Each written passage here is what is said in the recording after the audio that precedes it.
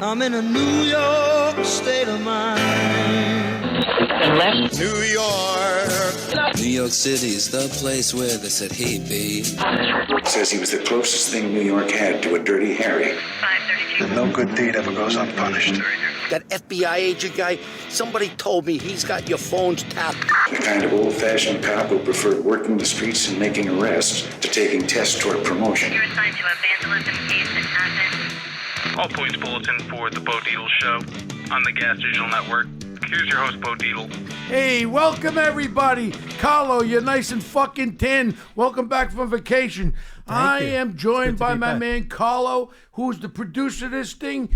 Today I got a really good friend of mine. I don't say friend lightly. I mean that with all my heart. My friend Anthony Scaramucci. And let me tell you a little bit about him. I mean, look at that. I need No, you powder look up good. here. You look like you just got came on by somebody. You look fucking. You got I look shorts like I on just and got everything else. You look at the projecting. See him projecting? That probably happened to him this morning about 8 o'clock. So let me. That was a projection call. Carlo, let me let the Don't viewers. start me, Bo, 'cause you know, man. Let me let the viewers know a little bit about Anthony Scaramucci. And first, we're going to talk serious. I know him since 2007, whatever. And all I could say is I got involved with Anthony. We were doing some due diligence for Skybridge Capital, one of the big fund-to-fund companies there. And we got to know each other. And this is right when this rejectation president, Obama, made a remark about that nobody should go to Las Vegas. Nobody should do this. We should all crawl in our room, suck on our thumbs, and do nothing. And Anthony came up to my office. He says, Bo, I'm doing this thing called Skybridge and a Salt Conference. Can I count on you to be one of the speakers? I says, man, you can throw my name all over it, and I'll be there with you, brother. And we started that thing off in, I believe it was 2009, Anthony, was the first year. 2009. And it was May of 2009. It has been the most successful hedge fund conference of all times. I couldn't believe the last couple of times. Couple of thousand hedge funds come there. He has the greatest entertainment. He has the entertainment. Whoever it is, name some of the entertainment we've had. Oh, no, we had Maroon 5. We had Train, The Killers. Some Lenny good Kravitz. shit. What is that guy with the long hair, the black guy? Lenny Kravitz. Lenny Kravitz. Yeah. So we have that, but the most important. Duran, that was hot. Duran, That's like my yeah. era. The most impressive Paul, thing you're too is, young to remember Duran. Oh, I love Duran. well, the most impressive thing is the people, the guests that he has. Every former United States president, that guy from England, what the hell's his name, that guy, Tony Blair. And you want to know the thing that impressed me about Mr. Scaramucci, and I'll say it right now, and I'm not pounding bricks up his ass. He's the best interviewer I've ever heard in my life. He doesn't read shit. He sits up on a stage and he interviews these mega giant powerful corporate heads, and he fucking interviews them like nobody else. You are one of the greatest interview. I'm serious. You're one of the greatest interviewers I've ever seen in my life. I appreciate you saying it, but I mean, all you got to do is let them talk. I mean, one of the problems is these television personalities are trying to get their personality into the things that they interrupt you all the time. Yeah, but you do it in you drop a little humor in there too, Anthony. You don't make it a fucking boring interview.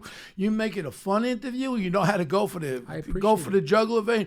And that was one of the things. I say it. I don't care what the hell happened. And when you got, you remember the Caitlyn Jenner interview? You were there for that? Yeah. Well, no. I didn't go to that one. Come to that. What was that thing again? Got a little bit of what do you call that thing? Here he goes. Caitlyn Jenner. What do you call that? What is it? So it's a woman to me. No, it's not a woman. Wait. Here Where does it go to the bathroom? The men's room or the women's room? Here he goes. Now, I got the answer for you. It goes to a urinal and squats in a urinal. How's that sound? Okay, here he goes. This is the 18th best podcast in America.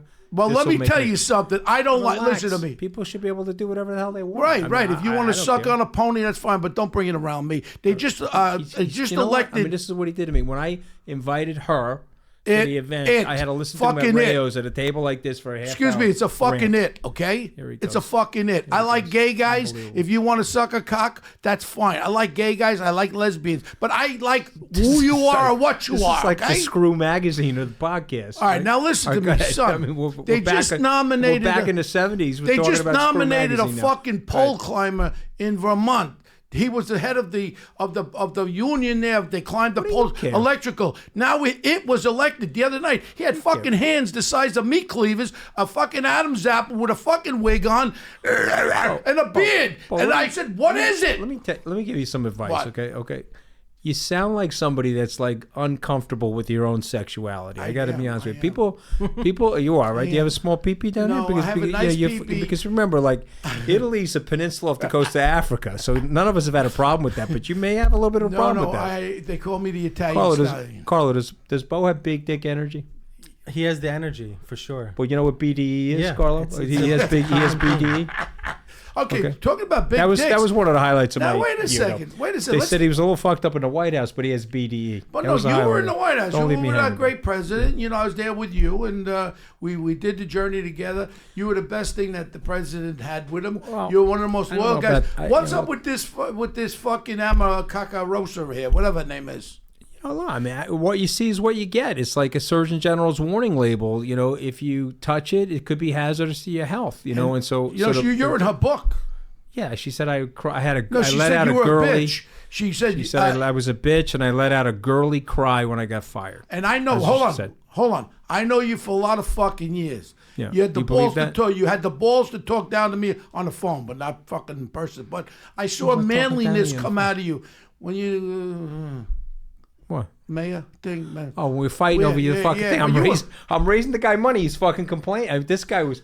You worked on his campaign. Yeah. He's fucking goo-goos. He was tutte pots. Let me tell you something. You're not the only guy. I'm gonna give you a newsflash. Okay? You're not a politician. I'm not a politician. I ain't either. Okay? And I'm gonna give you the newsflash. You know how many union heads? Tutte pots. You know how many union heads I told to go fuck themselves? If they would just realize that you and I are not politicians, they stop writing the negative stories about us. You know, I'm not a politician. Well, that's why I'll never run for anything, Anthony. And I advise you never to run for anything. I'm not running for anything. The dirt in politics. I don't have anything to run for. What's your remarks to Amarusia, whatever the fuck her name is? Look. You know, he called her a dog, right? That's a bad thing. I can give you my opinion on that. I call her a bitch. Let's stick with the analogy of a Rottweiler or a Doberman, okay? If you're feeding the Doberman steak and you're coming home every night with fucking chopped meat and you're feeding the Doberman's barking, you're entertained by the Doberman, and then accidentally or by provocation, the Doberman bites you in the arm. What did you think was going to happen? Okay, wow. You put her in a situation room for 2 hours. You have General Kelly. We can talk about him. I mean, I think the guy's completely nuts. Okay, and they put her in a situation for 2 hours. You don't do that to somebody like that and then not expect to get bitten. It's just wrong. So to me, he benefited from her with the ratings. He had her on the show 3-4 times. Yeah. He brought her into the White House. She was very good in the African American community. Definitely helped him. He can say that she didn't now if he wants to. That's fine. He can revise history, but don't fire her like that. If you're going to fire her like that, you'd expect her to attack you. Now, her and I used to spat with each other, and so she took it out on me in the book. She said that I cried like a little girly man. I know or something that's like that fucking not true. I mean, come on. I you know what? I'm not even going to respond to it because it's like if you think it's true, you don't know me, and if you don't think it's true, then you know me. I'm not going to respond to it. I'll say it on air right now. There ain't a fucking way. When I got fired, I took it like a man. I stood up. I shook Kelly's hand. He says he didn't offer me to see the president. I thought he did. I thought he was being gentlemanly, but maybe I misunderstood that. But he said to me, "You want to see the president?" I said, "No, I'm good. I don't need to see the president. You're the chief of staff. If you don't want me here, there's no need for me to go to the president." You developed a relationship with President Trump, and I was with you at one of the first fundraisers that you had to come to. Hey, Bo. Yeah, we love the president. He's going to have to answer to that someday, okay? I raised him multiple millions of dollars. I gave him $350,000 personally, hundreds of hours of media advocacy. The way he fired me was not the right way to fire a guy like me. Okay, they fired Bannon on the same day that they fired me. Really, you said something kidding around like now. If you say something right now, we're on a podcast. If some cocksucker is going to take what I say and say, "Oh, Bo doesn't like the things," tough fucking shit. Let me tell you something. If you listen to the recording, you brought up the kid. I'm not even going to mention his name. Why give him any publicity? Don't give him credit. The douchebag from Long Island. Yeah, he's a total douchebag. And by the way, Carlo, pay attention to me. That was Italian on Italian crime. Okay, you don't do that to somebody from your neighborhood, right? Definitely not. But if you look at the recording, it's me talking to him the way I would talk to Bo. Like I thought I was having a legit conversation. So it's fine. He did that to me. They wanted to use that against me. They wanted to fire me for it. I got fired. I took it like a man. I'm moving on. I'm not going to break ranks with the president. He's doing a very good job. He's got the right agenda for America. He's a little gugoots. Okay, he's a little mashugana. Oh, I know him 40 years. Don't okay, I know? okay. You know, he's got rocks in his head to go after these people like LeBron James, Don Lemon, Omarosa, Maxine Waters. What are you doing? Calm yourself down. Put the phone away. Your approval ratings will go into the 50s. Keep it up. Your approval ratings are going to stay in the 40s. You're going to be scratching your head. Okay, and by the way, they're turning out. The blue people are turning out. Okay, he can pretend that the blue people are not turning out, but let's tell him the truth. The blue people are turning out. It's like Blue Man Group. They're going to turn out, and they're going to put a hurt on the Republican Party if you don't knock it off. So change. That would be my advice. But he won't change. He's going to stay on missile lock doing what he's doing. And I just think he'd have a 55% approval rating. Yeah. He's arguably doing one of the best jobs ever. Okay. We all agree with that. Ever. You go down the list. Military check. Economics. National security check. Economic check.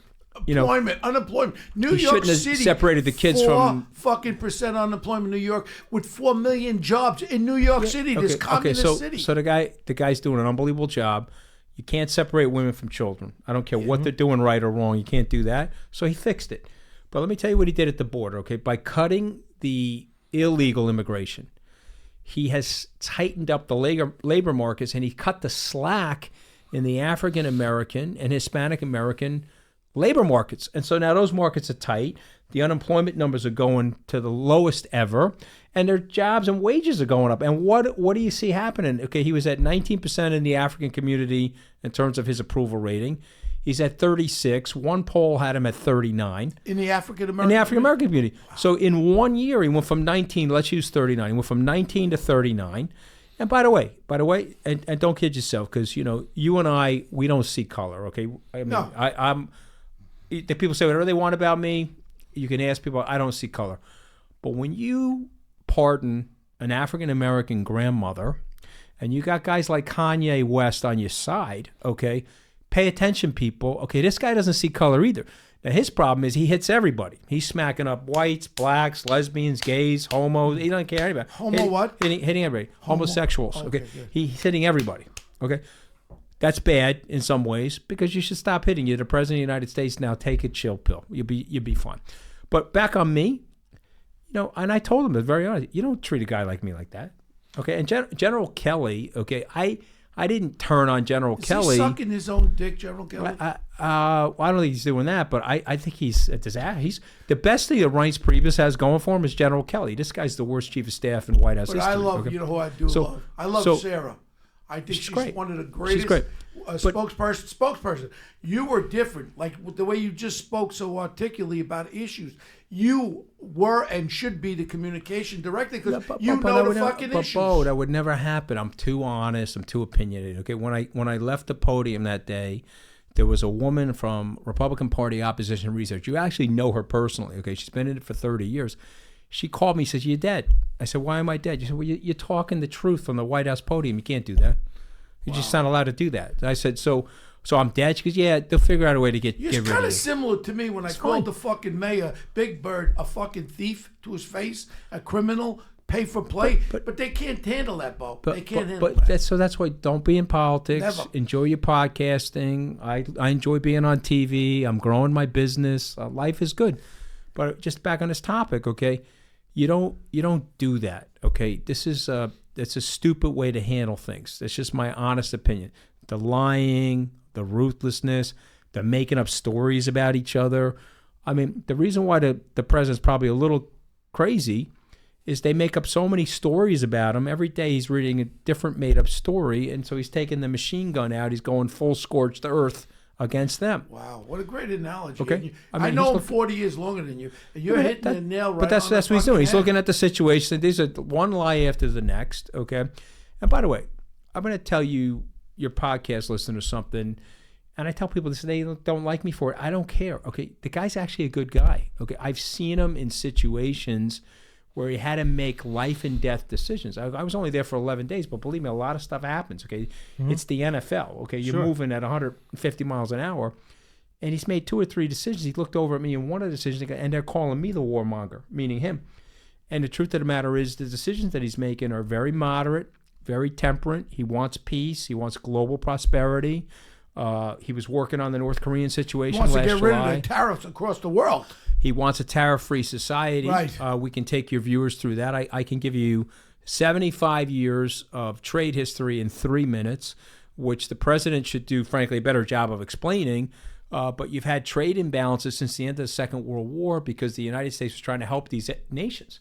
Mm-hmm. You had deindustrialized the world, devastated the European and Asian continent.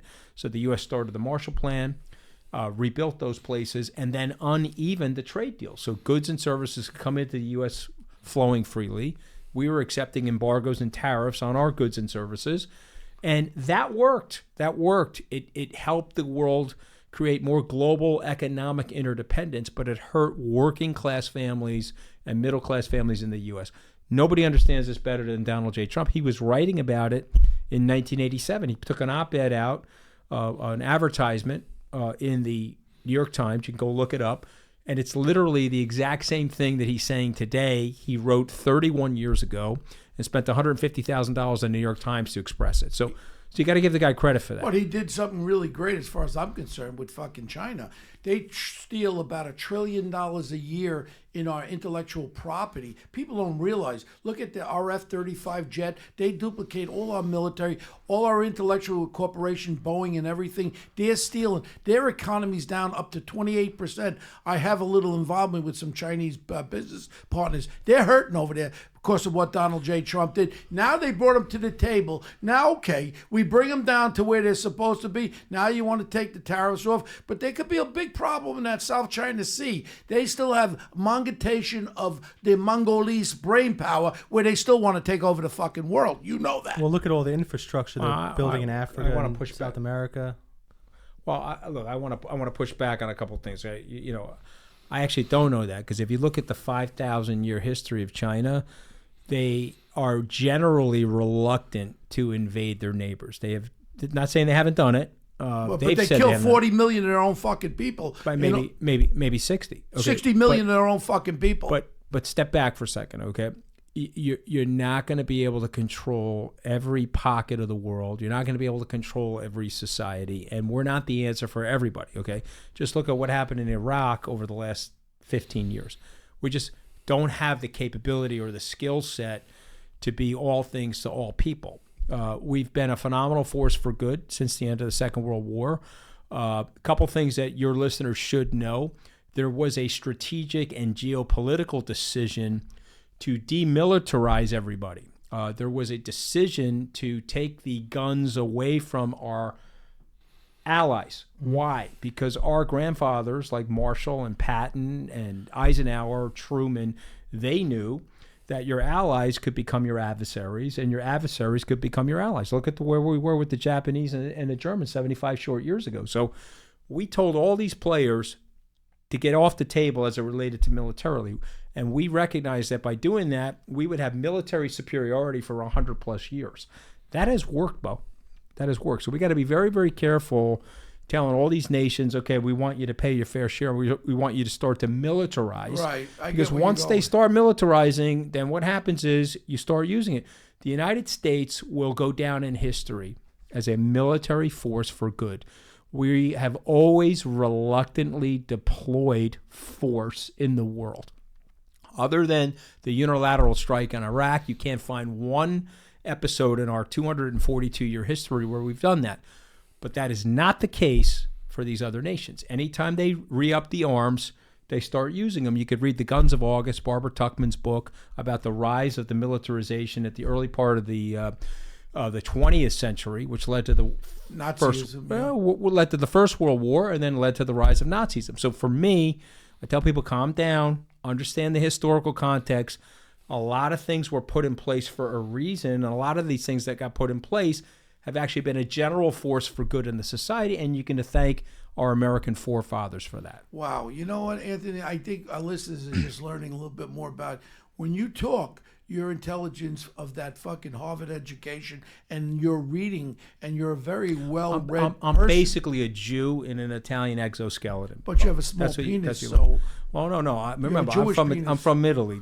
Well, you're half German, my mother Joe. So was we know born in that Catania. we know that your pee-pee's half as big. Okay? We know you're half German. Okay, we know you almost got thrown out of Vidi Viola's party for Mike Piazza because your last name didn't end in a vowel. Well, wait a second. I was there when Ken Langone stood up and said, "What the hell is Bo Dito doing here? But you had His Tony last name Orlando. doesn't end in a vowel." Where the fuck does Tony Orlando fit Well, in he's there? like a Jew Rican, so he fit in. If you mix a Jew with a Puerto Rican, that's actually Italian. Okay, I mean that's why you fit But in. I think the listeners really one thing. And I When love, you're German, Joe, Bo, I know the PP is probably not what it should be, but it's fine. But listen to me. You keep talking about peepees. Are you have a fucking homosexual fucking? No. tendency to I'm suck bringing my it up cock? because you're the one that's focused on it. You started the whole podcast with the whole thing, so I'm just shining the light back on you, But brother. all I can say is that But it's, let me it's ask you, refreshing. You want to come at me on a live podcast or You live want to television? take our dicks out on the Come on, table? you know, Let's go. I'm. You want to got take our the dicks jiu-jitsu. on the table? Let's go. Bo, it'll Come be on, like baby. Milton Berle. I'll only put out Let's as do much a as I need. fucking podcast. I'll lay my dick I'll on only the table. whip You out lay it. your dick. It's just like Milton enough Berle, to Carl. win. I'll only whip out as much as I need to beat your ass. Okay? But It's like a listen, goddamn garden hose. to get serious for a second, if listeners and everybody around us right now listen to you, you're so articulate on so many issues. This is my problem. Last night I was on Newsmax for an hour, and I talked about, they say that ISIS now is between 20 and 30,000. Is that fact or not?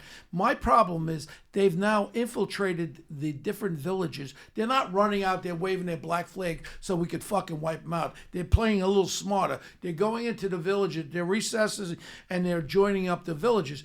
My biggest scare and problem is, look, we could be in isolation in America. Oh, keep the foreign powers away. No, isolation we can't do, because we learned, and I was there on September 11th when they fucking came in and killed 3,000 Americans. We can't be an isolation country. We've got to go over there. My biggest fear is these ISIS people returning back to Europe, and some of them returning into the United States of America, which there's so many of them, it'd be impossible to try to trace them. And they could start an overall world fucking attack with this terrorism. Terror is one thing.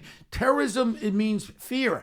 And if they start doing their little fucking games, this world could be into a real tight thing. But let's apply some context. Okay, so number step one. Let's go back now. We're in 2003. Bush is putting out the mission accomplished on the aircraft carrier. They make a major, colossal mistake. They got $100 million of cash, can buy the entire Iraqi Republican Guard. Bremer, Wolfowitz, and Rumsfeld say no. They disband the Iraqi Republican Guard. What happens? 60% of those guys go into the resistance, right? Mm-hmm. And they are now called the insurgency, and they are giving us a hard time, and they're killing a lot of men and servicemen. Then what happens? We make a strategic decision to pull out, which was a disaster. We go from 160,000 troops when I was in Iraq on a troop support mission in January of 2011, 160,000 troops, we go to 900 troops. Now we got a full-blown disaster. So what do these guys do? They start calling themselves ISIS. Now, why? Or Daesh. See, if you have Middle Eastern people listening, it was called Daesh. Why? The secularists always use religious fanaticism to make money. So let me explain to you what these guys did. They were all Iraqi Republican intelligence officers, and they wanted to control some of the strategic oil fields, and they wanted to sell that oil on the black market and put the money from the oil into Cyprus banks, Panama banks, Swiss banks. You pick the bank, right? And so what they did was they made up this whole shit story about ISIS. They put a constitution together. They radicalized people, and now they're paying them. What do you think you make as an ISIS soldier? I know, because when I was in Kabul, and I turned to these guys and said, what are the Taliban paying you? $75 a day, AK-47 loaded, drive around on the back of the truck, cause havoc. I can feed my family. Okay, so you have to step back and understand some of it is radical. Some of the people are legitimately nuts. But, Bo, you just did the escarole. Okay, it's all about money. It's always been about money. So why can't we go after So now let me these just banks? finish. We got to love Trump because he's going after the banks. He's going after the dough. You got to love Trump because when he sits down at a table like this, he says, okay, how do you get rid of ISIS? And they put it down on a list. They say, well, this is how you get rid of ISIS. Well, why weren't they getting rid of ISIS? Well, you know, the Obama administration didn't like the rules of engagement. They wanted to wait to shoot. The veteran had to get inside the whites of their eyes. Yeah. They had to be shooting at us, or all these different rules of engagement. You can Google them because I'm not 100% accurate on them. And then Trump looked at them and said, well, how do we get rid of that? Oh, well, you're the commander in chief. All you got to do is say that we're done with it. Okay, we're done with it. In 9 months, Bo, he took out 98% of the real estate of ISIS. Okay, now they estimated there were 60,000 people in ISIS. What you're hearing now is that a lot of them got eviscerated, but they probably splintered. There's probably 20 to 30,000 that have now splintered and infiltrated other areas. More dangerous. It's like cancer. Correct. Metastasis. So now the question is, how do you keep the arms away from them? How do you keep track of them on the internet? Take their fucking How do you money. keep track of them on a cellular data? And this is where you got to love the president. And this is where you got to light a candle in St. Patrick's, every day that this guy won, because he's a practical, common sense oriented guy. He's looking through the situation. He says, okay, this is what we need to do. This is how we're going to make our people safer. And so today, 18 months since the formation of his presidency, the average American is safer in the homeland of the United States. More prosperous, safer, more proud to be an American. More economic activity is happening. The GDP printed at 4.1% last quarter. And so all those things are great. So all he has to do is marry a little bit of style, right? You were playing Dean Martin, and Frank Sinatra and Dean Martin are two of our heroes, okay? All you got to do is marry all this great content, all this great policy with a little bit of savoir-faire and a little bit of style. And, Trump is tweeting once in a while. He tweets, be cool. You ever hear him say that? Or, be cool, hey, be cool. Hey, Jimmy Kimmel, be cool, be cool. Hey, Mr. President, be cool. Yeah. You're winning. And you're winning, and none of us are ever going to get tired of winning. You're doing a beautiful job. Be cool. I mean, what else could you say? You know what? But we go back to our beginning conversation. I mean, we could lose this in the fucking midterm. And if we lose this, there'll be an impeachment procedure, and you know that. My problem here, and I said on Newsmax last night, the president has to stop the division of the Republican Democrat. You've got a large amount of Democrat conservatives that don't believe in this psychopath bitch from fucking Queens there, Otezo, what the fuck is her name? The commie there. What's her name? Alexandria Ocasio. That one. And that fucking psychopath from Vermont, Looney Tune, man, they're Bernie Sanders. They want free medical. You know what that's going to cost? $32 trillion over 10 years. New taxes. I pay 52 fucking percent. That means I'll be paying 80% in taxes. Every fucking dollar I make, I'll be paying 80% taxes. I'll be taking 20. I'll quit. I'll just go on fucking Social Security. Don't raise your blood pressure. It's going to impact your erectile dysfunction. Yeah, it's going to make your erectile dysfunction. How about I shove it right in your fucking jaw? No, I know you have a hard time with the elevation, so just relax, bro. Relax, okay? But it's true. He's got to reach out to the Democrats, right? Here's what I want you to think about, okay? You should have every one of your listeners think about it this way, right? You just said 52%. So that means you make $1, 48 cents comes into Bo, and 52 cents goes to your majority partner in your life. And so now Bo Dietl, this poor son of a bitch, is the minority partner in his own life. Did you figure that out? Yeah. So who's the majority partner? That's Bill de Blasio and the leadership in Washington and Andrew Cuomo. They run Bo's life because he's the minority partner. They're the majority partner. And there's a lot of places like that. And by the way, even if you're not in Bo's tax bracket, they're taking 30. They're taking 40. So all of a sudden, they got a very big piece of your pizza. They're running. Are we holding them accountable, Bo? Are we putting their feet to the fire? No. Are we saying, hey, what are you doing with my money? No. Cardi B. I love this girl, okay? You got to go look at her on the internet when she's looking at her W-2. She said, what the fuck? Are you fucking kidding me? What is going on here? And why are the potholes not filled in front of my house? My point being is if we don't start holding these people more accountable, okay, that's something you and I need to do. Or if we elect these progressives, it's going to get fucking worse. But here's what's happening. You got a lot of uneducated people. This woman, Ocasio-Lopez, she don't want to debate anybody on our side. You don't know a fucking thing. You don't know anything. Put you in a debate with her, you chop a fucking ass up. But so she doesn't want to do that. What she wants to do is, here's what's worked, Bo. The pablum works. I'm going to give you free stuff. You're going to get protected. Rich people suck. We're going to take the money from the rich people, give it to you. People are like, hey, that sounds pretty good. You know, Boss Tweed did that in New York, right? He said, okay, listen, we're going to build all this housing. We're going to bring everybody up from the South, bring everybody in from other areas. We're going to take care of them, but they got to vote for us. This was a red part of the country after the Civil War. It's now a blue part of the country, okay? And so it works, Bo. And look at these inner cities. Any inner city that's been an unmitigated disaster, Baltimore, Chicago, it's run by the left. And they've made it an unmitigated disaster because they haven't set up the right market-based incentives. They haven't set up the right educational platform to create. You're never, ever going to have a equal outcome in a society. But you can create, through the forces of good government, levels of equal opportunity. I'm a product of a good public school education. I got my ass into Harvard because of it. But if I was going to a shitty public school in an inner city with my IQ, maybe I wouldn't have made it. Yeah, but the only problem is... You see what I'm saying? Yeah, but... It's very unfair. One of the issues when I ran for mayor of New York was my daughter's a school teacher in the South Bronx. She graduated that great school there. What's that fucking school? Columbia. 2 masters and all that shit, right? So now she wants to teach in the worst school district in New York City. She wants to help these kids.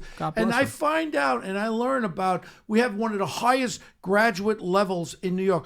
The fucking victims are the black and Hispanic kids who are graduating. They're pushing them through. They can't read or write. Instead of getting them fucking help, that's why they can't even pass an entrance exam to a college. Who's the victims? The victims are the black and Hispanic kids who are graduating our public school system. You're spending billions of dollars in the system, and half the kids are leaving the system. And we got to help them. And that was one of the issues. You know, it's not left or right, Bo. It's right or wrong. I know. We could go back and forth. I had Hannity and Geraldo up in Rayos with me last Thursday. And Hannity, you know, is a very good confidant of our president. Yeah, and I said, one of my best friends. I love Well, Sean. you know him and I, but he's one of my best friends. Yeah.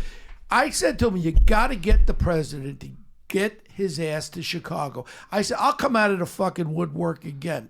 There is an answer there. When I used to be on Fox for 12 years, I mentioned about all these murders, what Black Lives Matter. Where the fuck are they? Where's Sharpton? Where is Jesse the Pimp Jackson over in Chicago with these kids, little 7-year-old girls shot in the fucking head? We could deal with it. There's an answer. It's a simple answer. It's the Federico, 3 or more involved with a criminal enterprise, whether it be murders, robberies, or drug deal. You get informants there, you hit the fucking warrants, you lock them up under the federal RICO crime statute, and you take the motherfuckers off the street. That's the answer. But you know what? No one cares about a little black 7-year-old girl shot in the fucking head in Chicago. Only if a cop has an interaction. Cops are having millions and millions of interactions every day. There are some bad ones, like bad surgeons, like bad politics, like bad everything. My point is, President Trump should show that he cares about these black individuals being gunned down in Chicago. He should go there. I'm ready to go. I have the fucking answer with the federal RICO, and lock up these cocksuckers on the street. Take the guns away from the motherfuckers. Well, look, I mean, I agree with everything you said, and look at the practices that were put in place by Giuliani. Rahm Emanuel is running it. Another typical city. But that's why. But I'm just saying to you, like, your friend Big Bird, you like calling him Big Bird? He ain't my fucking friend. Spit in his fucking face. I don't like him. The worst mayor in like history of America. Ever. He's got no fucking balls. He runs away from me too. But I think you'll agree with me on this. When they turned their backs on him, when we had the tragedy in Brooklyn, where the 2 cops were assassinated, and the police department turned their backs on him, he changed. He did. He gave the New York City Police Department, because every time when I was running... You see what happened? But listen what he did. That's why the murder rate's so low. He got the shit scared out of him. And once they turned their cops backs on him and said, holy shit, these guys are going to come after me. That's not going to be good for me. And he gave the cops... You hear what he just said? Everything. See that? Every car you see has the bulletproof protection with a window where they got assassinated. Every amount of money they want for technology, fucking Big Bird gave him. He was smart. He saw he was going to have a police department. But right now, honestly... That's what I love about Bodo, okay? Because he hates Big Bird. And I think he's literally the worst mayor ever. Yeah. And we got to find somebody. But you tell the truth, Bo. But he's not running again, right? Thank God, right? No, he can't. Okay, although he might try, because he just gave raises to the city council. He doubled their salary to $150, and he might try to do a third term. All right. Well, hopefully he won't get there. But if he does get there, someone's got to challenge him. Okay, we have to figure out who's going to challenge him. But with him, what I love about Bo, he just told the truth about De Blasio. Okay, so De Blasio said, "Whoa, I'm going to go with Richard Bratton, Bo Dietl, I'm going to go with, what was the Marine that was running it? Ray Kelly. I'm going with their strategy.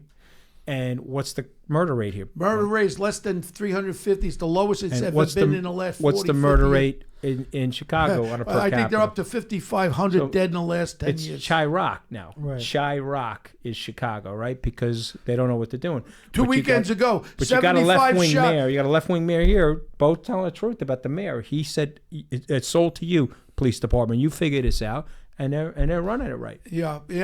But I talked about with the housing nicer in New York City, with the lead paint. He's fucking responsible. He hired the ineffective shitbirds. Also with ACS, the children's abuse children. Yeah. I said, well, let's use retired cops. They're retiring at 42. We bring them in, let them be the investigators. They'll go and investigate the thing. We just found out there's a convicted fucking murder investigating children's abuse. On top of it, the idiot he had with the jails. Now he wants to open up jails in each borough and put people in each borough, put stores underneath for shopping. This fucking guy's a fucking maniac. When you got a criminal who's a real criminal, you don't want to know something? You got to treat him like a criminal. You don't fucking treat him and give him everything in the world and try.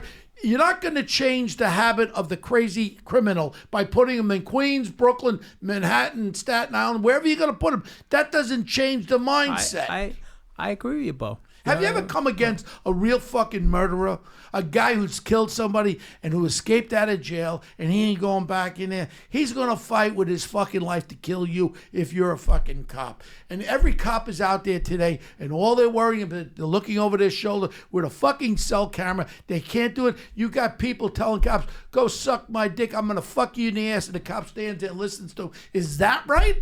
Is that right? But if that cop reacts, right away, that cop is wrong. I explained to God this situation many times. I've used that fucking headlock on dozens of people. Nobody ever died. People don't realize God now. Terrible tragedy. My heart goes out to him and his family. He had fucking acute heart problems. He had acute asthma and diabetes over the top. If he did one fucking push-up, he would have died. Where is the police department supporting him, investigating, saying the cop did nothing wrong? That kid Pantalino's going to lose the job, and the fucking balls on the police department shriveled up. If I was the commissioner, I'd say, let's investigate it. If he did nothing wrong, we come out publicly and say he did nothing wrong as far as our rules of procedure. You're a little guy like me. We're 5'8", whatever the hell we are. You're going to take a guy down. 5'8" on my license. I'm probably not really 5'8". Yeah, but you're going to take a guy. Let me explain it to everybody. You're going to take a guy down who's 6'3", 6'4". How the fuck you take a 300 pounds? You grab him a headlock, you get him on the ground. That's exactly what Pantalino did. You got to hit him Nothing first. wrong. Bo, let me tell you something.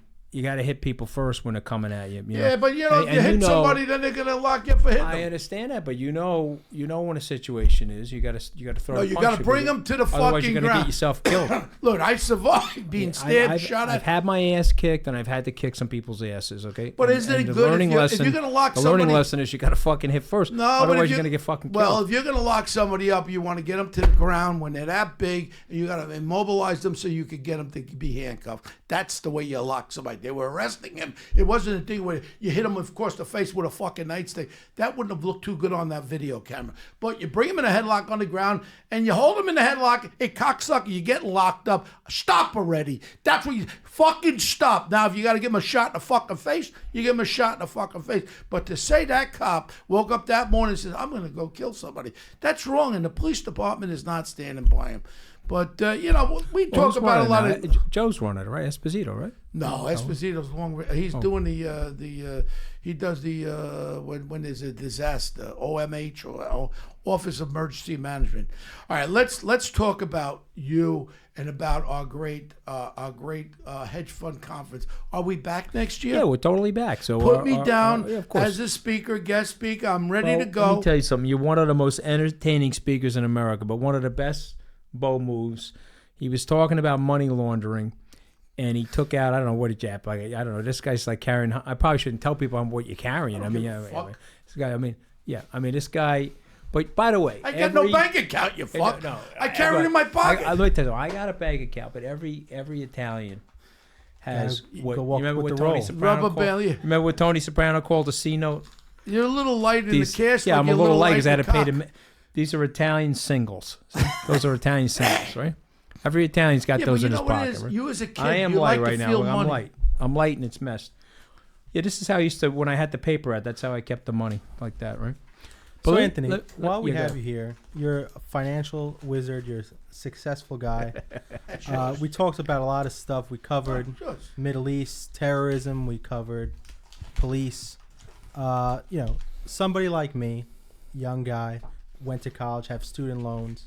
You mentioned a little bit about, the socialism and why it's appealing to young people. So can you give us the counter argument if you're a young person in America trying to make ends meet, trying to save for a house? First of all, if you're going to tax somebody at 100% and you're making zero, then you're like, I don't care, right? Mm-hmm. That's why it's very appealing. And so you're coming out of school, don't have a job, you're looking, you got some anxiety about your economic situation. Someone says to you, free this, free that, I'm going to tax Bo Dietl at 100%. You're like, hey, that works for me, right? But here's the problem, okay? Yeah, you got to trust me on this, and you got to look at history. There's no equal outcome. They're never going to be able to do that in a society. You can't politicize that. You can't socialize that. You can't say we're going to have socialism, because here's what happens. Once you disrupt the market forces in a society and the incentive to make the escarole, everybody stops working. Mm-hmm. And now it becomes a game of politics, and then there's a very thin layer of ruthless motherfuckers that get to the top. When I visited Cuba, I asked my tour guide. Nice broads in Cuba. Nice broads. Well, I asked my tour guide. I said, "Where do the Castros live?" "Oh, I can't take you there." "Oh, no, that's okay. But where do they live?" "Where do you think they live, Carlo?" "They live in villas on the ocean while the people are starving." Okay, and so if you look at Lee Kuan Yew from Singapore, or you look at the United States, or any model that's used incentive-based market system of capitalism, what ends up happening is this whole society does better. So you take a guy like me. I come out of school, $150,000 of school debt. I'm not making any money. I get my job at Goldman Sachs. I start paying it off. Now I got this opportunity to take risk and create my own business. Right? I use my brain and everything I know and my relationships to create my own business. Now I probably created hundreds, 300-400 jobs. I've paid millions upon millions of dollars in taxes. And I've got 45,000 clients now that we've delivered really good performance to. And I've gotten reasonably wealthy as a result of that. Isn't that the society that you want to live in? Absolutely. Where your hard work and your energy and your incentive. Now let's talk about Trump for a second. What Trump gets is a lot like what Teddy Roosevelt got. So Trump, in my cell phone, I have him listed as Ted Rose. I don't want to put Donald J. Trump, right? It's probably one of the most famous names in history. So I have Ted Rose because he's Teddy Roosevelt. He's the Teddy Roosevelt of our time. What he recognizes, like Teddy Roosevelt did, former police commissioner in New York, became the president of the United States, is, hey, we got to figure out a way to use market forces and the free market system of capitalism to close the income gap. Because you're not going to close it by systematizing it or the governmental solutions of Big Bird or Ocasio-Lopez. It's never worked. Tell me a society where socialism has worked. And everybody that leaves a socialist society has the same remark. This was a disaster. Whether it was Eastern Europe, the former Soviet Union, you pick a society. Somebody, oh, well, what about Norway? Okay, you got 7 billion people in the world. In a population of 13 million, you have figured out a culture in a society where it's worked. It's less than 2% of the population of the world. Right. In the entire world, because you're got animal software, animal operating software in your brain. You got a 100,000-year-old piece of machinery that you're living in. You haven't had a software upgrade in 100,000 years. Your phone went from iPhone 1 to iPhone 8 in 10 years, but you're living in the same piece of machinery that the Roman emperor was living in. Sure. And so you're prone to greed, you're prone to fear, you're prone to all of these animal instincts, sex. I mean, Bo can't do that anymore, but I'm talking about the younger people in the room. Bend over, you'll see how okay. I'm talking about the younger people in the room. But my point is, all of that has to be incentivized. All of that has to have a structure around it of market-based incentives, and that has historically pulled more people out of poverty than any other type of system. And so to me, yes, it may work in the short term. You'll have more bread in your pocket. You'll have shelter, but it will decrepit. It'll create a decrepit situation in the society over a very, very long term, as proven by history. The Chinese came out of it in 79. Mm-hmm. The Russians are trying to still come out of it, but they more or less got out of it in 89. All of these systems have basically failed. The Castros are dead. They were able to keep it together for a long period of Venezuela. time. But they got it, 13 million population surrounded by water. They were able to keep it under control. But now the internet, all this other stuff, they've had to open up the markets and create entrepreneurism in Cuba. Venezuela is in the process of dying. Literally one of the richest countries in the world, Venezuela. Has unbelievable natural resources, has a rainforest, and it's the has offshore... poorest economies in the world Disaster. with the most fucking money in the So world. I mean, you can see the difference going from Venezuela to Colombia. Okay, so let's talk about the Colombians. Okay, so the Colombians decided we're completely fucked up here. We got to fix the entire thing. They go to Reagan. Okay, you got to love Reagan. He loves Reagan. They go to Reagan. They fix it. They get help from our law enforcement. They get help from the FBI. It takes them 25 years, and Bo knows this better than me, to clean up the drug situation and to end the civil war in Colombia. Mm-hmm. They end the civil war to clean up the drug situation, and they institute market-based reforms in Colombia.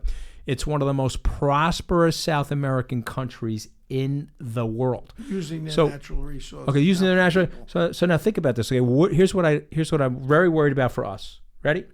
We got a bunch of goons that go into government. I mean, that's really the facts. They are fucking no balls. Okay, goons. They're a bunch of goons. Okay, so now here's the problem.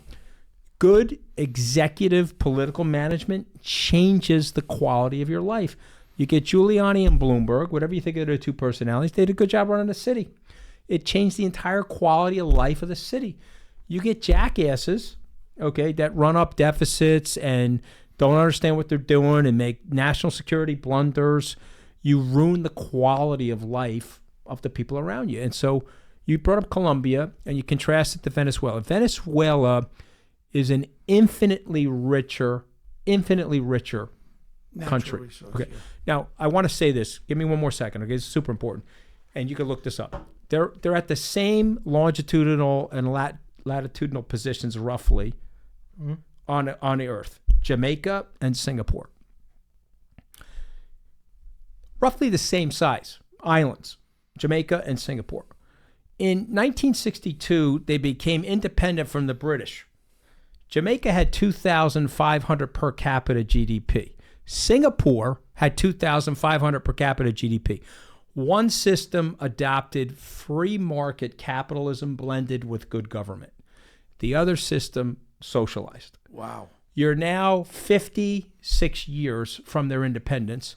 One group per capita, 2,500 went to 60,000. Jamaica went from 2,500 to 5,000. Now, I have no offense to the Jamaican people. It's absolutely beautiful country. I'm just saying you took two pieces of the world, two different cultures, two different political systems.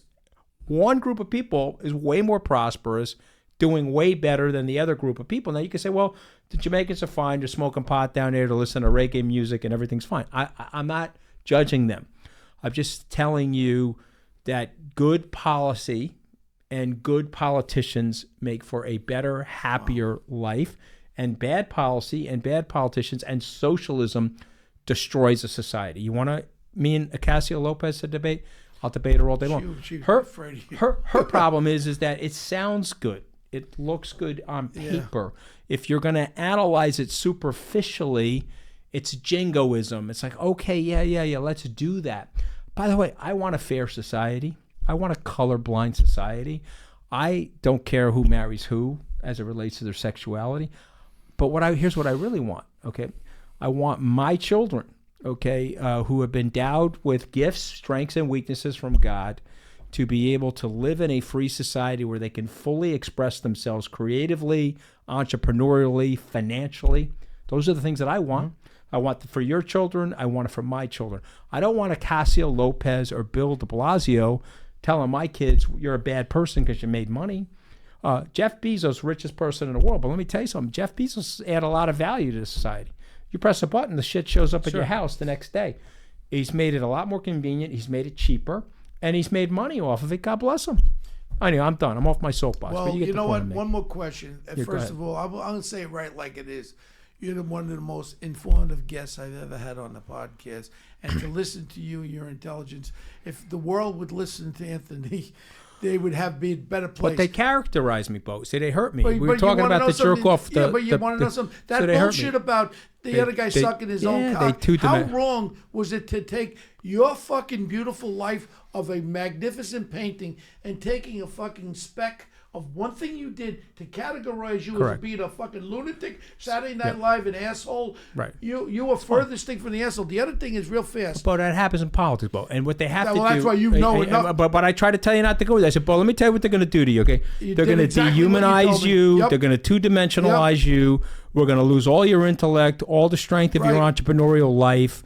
And they're going to do this to you so that they can make you lose your voice. They fuck with you. So to me, Dave said, holy shit, this guy's pretty articulate. Went to Harvard Law School, and he's a street kid, grew up in a blue-collar neighborhood. We better fucking kill this guy. Well, and so they came up with a method to kill me. If you ever decided that you want to get in politics, you'd be destroyed just on the issues that they have holding on there. My point is right now. Yeah, well, can I state this for the record on your podcast, One Tough Podcast? Yeah. I'm not going into politics. So if you're doing opposition research on me, relax. It's fucking fine. Real I'm not fast going into here. fucking What politics. do you think? A little birdie told me, a little strong birdie told me that Mayor Bloomberg is going to put his hat in a ring at the Democratic nomination for President of the United States. Yeah. What is my feelings? I'll tell you right out. I love Donald Trump. I'll say it right now. I love Donald Trump. I think that Bloomberg was the best mayor New York City ever had.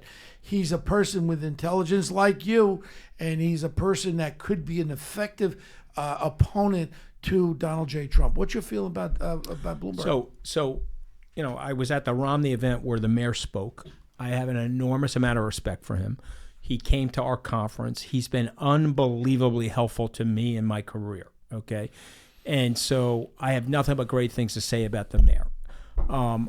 If he goes into the arena, I think what he has to be concerned about, because he's a New Yorker, your political, you have to remember what the President Trump did was he took a Rubik's Cube of his positions and he scrambled them going into the primary. Right, because he was all over the place on abortion. He was all over the place. He was a Democrat too. He was basically a hard right Democrat. He was like a conservative Democrat, and he scrambled it, right, to get himself the nomination in the Republican Party. And so, the mayor, I hate to say this, I mean, the mayor is such a good guy and he's such a practical guy. In today's Democratic Party, they're so Looney Tunes left. What is he going to do? Like we didn't talk about Andrew Cuomo. Andrew Cuomo gaffed yesterday saying it was never great or whatever he said about the country because he's trying to pick up left-leaning totems of the Cynthia Nixon campaign.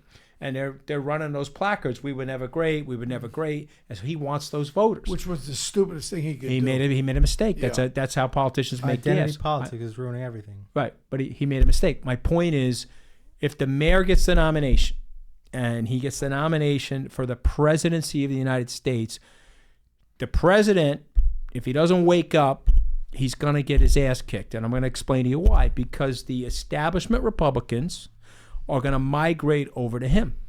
Because here's what the president has done, okay? Even the people that like him, Bo, even the people that like him, they don't like what he's doing. They don't like the tweeting. They don't like the smash mouth talking. They don't like when he's acting unpresidential, and he's hitting Omarosa, and he's even tweeting in the tweet, "I'm being unpresidential while I'm doing it." Okay, well then stop doing it. Okay. Yeah. I someone could talk to him, and I had a beautiful lemonada with vodka at the San Pietro Hotel. I saw Charlie Gargano there, by the way. Okay. I was up on a balcony. I put my lemonada and vodka up on a balcony. You know what that is called, lemonada? Yes. Yeah, it's limoncello and vodka. I took a picture. I took a picture of it. And relax. Come here to Positano. Take in a little bit of sun. It's beneath the office of the presidency to go after Omarosa. Okay, it is. It's true. And then we discovered that the first lady's saying the same thing. Mr. President, if you don't want to get beat up by Mayor Bloomberg, okay, relax. You could go to 55%. Who could talk to him, Anthony? I don't know who's going to talk to him. Who could talk to him? Here's the other problem. They're all weenies, Bo, because they're all scared His shit of him. His son Fredo ain't going to talk to him. Okay, but forget about that for a second. They're all scared shit of him because they're like, holy shit, if I tell him, he's going to fire me. I like flying around in Air Force One. I like the publicity. I like the phone call. Let me tell you, when you're in the White House, you get 2,000 emails a day. The day I got fired, I got like 50 emails. They were all like fucking timeshares from Boca and shit, right? but when I was in the White House, you're getting 2,000 emails a day. And if I pick up the phone and call somebody, I'm in the White House, they call me right back. Then you go back to being a regular slum. So these guys, they don't want that. So they tell you, you're fucking great. That you got no clothes on. You're standing here naked, but you're fucking dressed in Brioni. And that's what they're doing to the guy. And I like the guy. I genuinely like the guy, okay? And so I'd rather be honest with them. End the child separation policy. Drop the flag when people are getting killed, murdered journalists. Calm down on LeBron James and Don Lemon. You don't need to be saying that. And by the way, Omarosa, you knew what she was like for 14 years. What'd you think was going to happen if you put her in a situation room for 2 hours and then you fired her like a dog? She's not a dog, but you did fire her like one, okay? You guys got to knock it off with the way you're firing people. I totally It's agree. too disrespectful. You're firing... You want to talk about the Gabon? The Gabon Kelly is telling people that they fired Rex Tillerson while he was on the bowl taking a crap. Is that normal? No. Is that normal? Okay. You're the chief of staff at the White House. Don't do that. Fire people. And by the way, I think he let Bannon off easy because Bannon worked in the Navy, right? So he said, okay, he fired me and Bannon on the same day, kicked my ass out in 2 hours, and he let Bannon stay for 14 days. I saw Bannon right before he got fired. He was like a raving fucking psychopath. He was in the executive got a screw building loose there, and they were fixing the White House. All right. He's got a screw loose. You know he's got a screw loose. I would, by the way, and I'm offering this up on the One Tough podcast, love to debate Steve Bannon any day of the week. Would love to have a live debate with Rancid Penis. Years. I know him 35 years. I know you a long time. You'll kick his ass. I would love to debate. What's next? This live. By the way, I would take on the unholy alliance of Bannon and Priebus on a live podcast any day of the week, guys. I'm inviting the two of you. Let's go. Because we know who's honest and we know who is Washington scum. There's one guy okay, now. Bo Dietl's eyes have one guy, you, and you have every answer to every question. Not that I have every answer. At least I'm honest about it. No, but you have answers with credibility. But the mayor would make a great president, by the way. All right. Okay, he would make a great president. And by the way, the president should bing, bing, bing. Be careful because if you're a little nicer, you go to 55%, you win re-election. Bring some of those Democrats over. If you act like the way you act, then a lot of establishment Republicans are going to migrate to a guy like Bloomberg. They'll go nowhere near De Blasio. They'll go nowhere to Elizabeth Holtzman or whatever her name is. What's her name? Elizabeth Warren. Elizabeth Warren. I mean, they're never going to go near her. But we got about another 5 minutes. What is in the stars for Anthony Scaramucci for the future? Well, first of all, a shout out to my lovely wife Deirdre, who you know. I love Deirdre. Okay, so the good news is I patched that up. Good. Love and her to I was death. supportive of you patching that up from you the helped beginning. Me, Bo. You helped me. I love you, and I love her. And you want to know something? You're blessed with beautiful children. Let me tell you something. You got a gorgeous wife. Let me tell you something because I want to be very honest about this. I made a lot of mistakes. I went through a bad time. And here's something I did, and I want to tell all your listeners, don't do this, okay? I put my ego and I put my pride in the way of my decision making, okay? Even with my situation in the White House. And if I didn't do that, things would have gone better in a lot of different directions, but they didn't because of that. So take your ego, take your pride, take it down a notch, okay? You'll always be more clear-headed. You'll make better decisions. So that's number one. Number two, I got a book coming out October 23rd called The Blue Collar President. Hopefully you bite me back on. We'll talk about it. No, that's a given. Number 2 or 3 is I've got a documentary coming out, which I allowed, because I'm a little crazy like Bo Dietl, I allowed a independent filmmaker to come in and chronicle the SALT conference from 2014 to today. So he's got 5 years of footage, or 4.5 years of footage. And it turns out I was the White House communications director for 11 days during that period of time. Wow. So he's got this wackadoodle 96-minute documentary, which, Bo, they showed it to me. I'm going to be very honest with you here. I was wincing because I come across great in the movie and I come across as a complete jackass in the movie at the same time. I just saw last night. Not an easy movie for me to watch. Hold on. I just saw last night Robert Davi, the Frank Sinatra singer, the actor. Yeah. They did a documentary with Danny A. that owns One Oak and all that. I'm going to tell you something. it makes him look like an asshole in some things. One of the funniest things, it's coming out, and it's called My Way by Robert Dodd. To me, it was one of the best things I saw. It was developed as a documentary, but it was so fucking funny to see the personalities come back and forth. You've got to wait till other people see it and decipher what they say. Well, no, I saw it the other day because, look, I don't have the rights to it. These guys own it. And they're putting it out with or without me, no problem. So I said, you know what, I'm going to support it. You're not going to do no TV show with that fucking punk that owes $10 million. That fucking Abernathy guy. No, but here's the thing, okay? Here's the thing. The kid's talented. You can say he isn't. No. He's good on TV. I'm telling you he is. Okay. But, okay, I think the whole thing has been misguided. I said that from day one. I said that on the Colbert Show. I like Michael. I like Michael Cohen. I like Donald J. Trump. I don't like these people fighting with each other. I'm just being honest with you. But I'm not doing a television show with Michael Avenatti. That's 100% off the table. After I leave you. But let me just finish the last two things. So I got the doc coming out. When's that coming the doc is going to be October 16th. The book is on the 23rd. Yeah. Salt Conference is May 7th to the 10th. Guest starring Bo Dietl. We got to do the podcast from out there. I'll get you some great guests, Bo. You get some great guests on your podcast out there, okay? Great. I look forward to it. But here's the thing, okay? Like you, and hopefully these young guys in the room, I want everybody to win, Carla. Okay? At the end of the day, I tell my children, you got to celebrate the successes of your friends. You want to be the first call when they have something good happen to them. Right. Okay? So congratulations on the podcast. I love you to death. This is a real friend. This is not a fake friend. This is a guy be loyal. He'll sit in the trench with you. He's a 3 a.m. call for me. And I love you to death, Bo. And so I'm just letting you know something. I got one question I got to ask you. From here, I got a 12 o'clock meeting with the head of the Vice Media. Yeah. Vice Media, Nancy. Yeah. Would you be interested in anything like a show where you could be Anthony Scaramucci without being on a fucking network where everyone's worried about every word you say? I'm open to anything, Bo. You know, I'm open to anything. But here's the thing. Like, I'm going to go on Chris' show tonight, Chris Cuomo. He's a friend of mine. I grew up together with him and Andrew. We disagree on just about everything. But they're fun shows for me to do. And, you know, I'll do Jesse Waters' show this weekend. It'll be fun for me. And if they invite me on, I come on. But I'm also going to tell the truth. The president gets mad, calls me up, he yells at me. But hey, you want to know what? I'm trying to help you, man. And the people that really love you, Melania, Ivanka. And you'll tell the truth. They tell you the truth. The press, Mr. President, not the enemy of the people. Cut it out.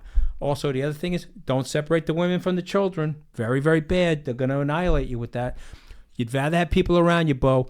When I tell people in my office, you tell me I'm tall and I'm right, now I know I got a problem. You tell me I'm short with a little dick. Well, no. Right. Well, we don't have to talk about that, Bo. But I know because you're half German, you're really upset about the fact that I'm anatomically pure on the Italian side. Right? I know that's really upsetting to you, but it's okay, Bo. You're gonna be fine because you're like almost 100 at this point. It's not, people don't really give a shit about it anymore. When you make my fucking age, when you make my age, you still could do 75 push-ups.